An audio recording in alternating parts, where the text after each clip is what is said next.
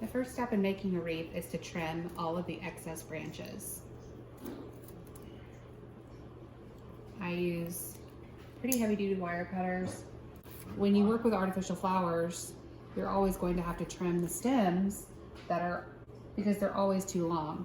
I don't know why they make these this long, because any wreath that you would put this in, it would be too long. If you were to lay these on a table or put them in an actual vase, that would be fine, but most people don't put artificial flowers in a vase like this. The step 2 is to always lay out your pattern and your flowers and everything that you have before you glue it onto your wreath. I like the smaller grapevine wreaths. I do not like styrofoam wreaths. They take a long time to complete and they break very easily.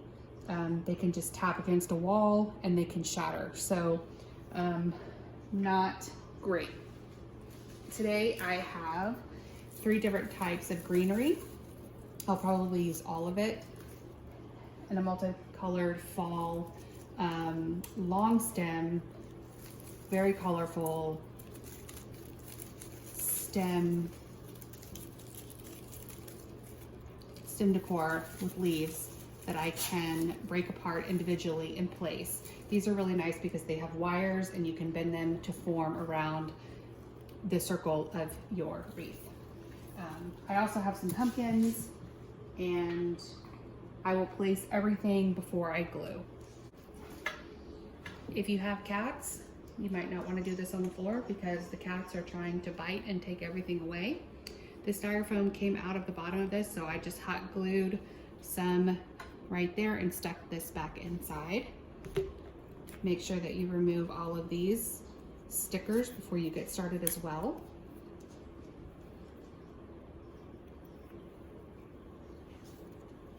All of the cats just are here. They all want to play and bite everything. So make sure you give them a distraction like a ball or a dog.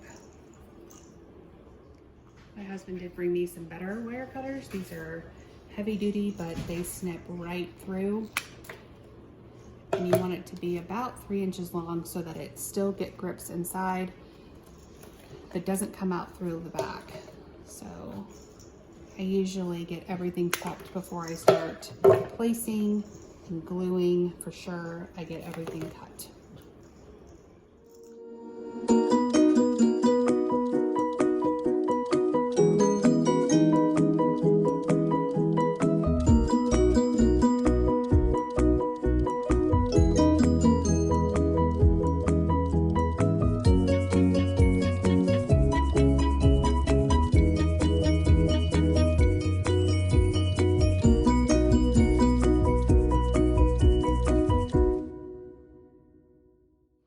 So the reason that you want to place everything before you glue it is for this exact reason.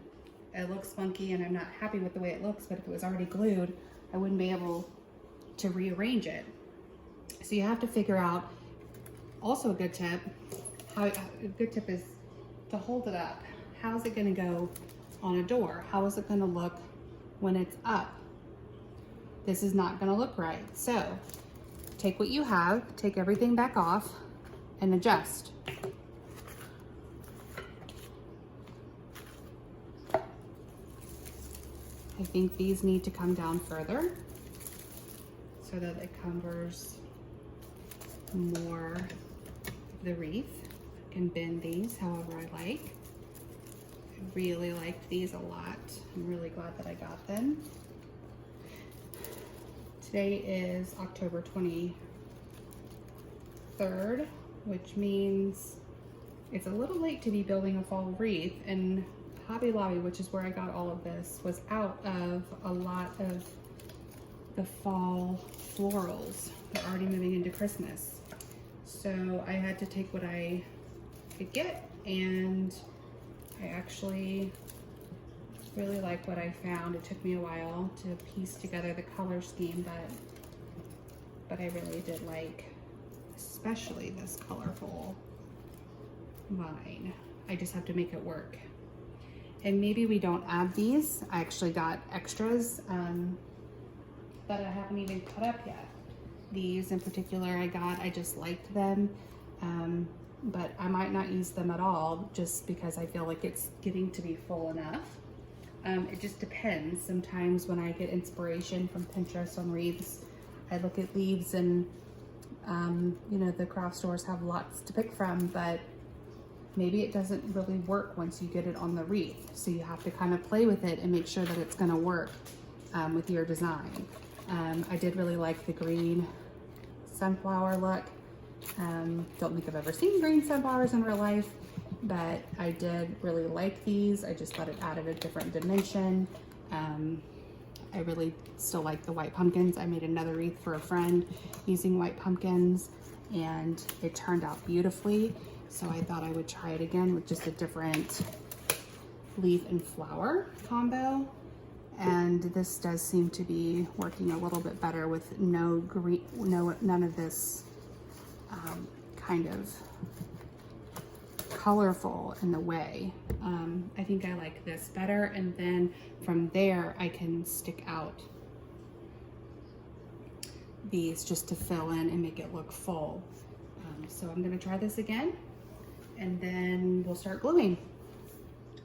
I had to get an extension cord so that my hot glue gun would reach, because once you start gluing you actually have to glue right next to it.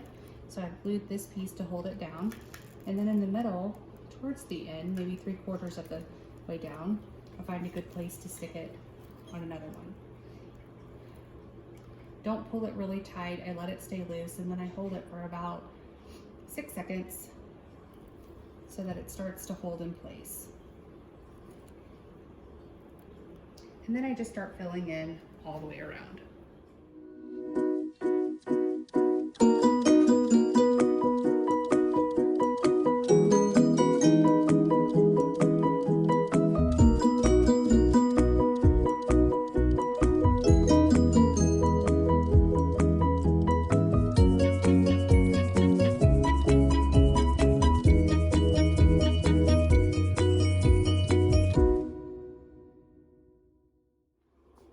So when you're done and you hold it up, you find a good place where you can hang it.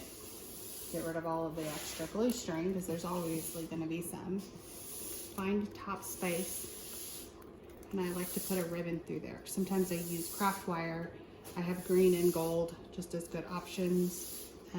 It's nice to work with florals that have built-in wire so that you can frame it really nicely. I think this turned out really pretty.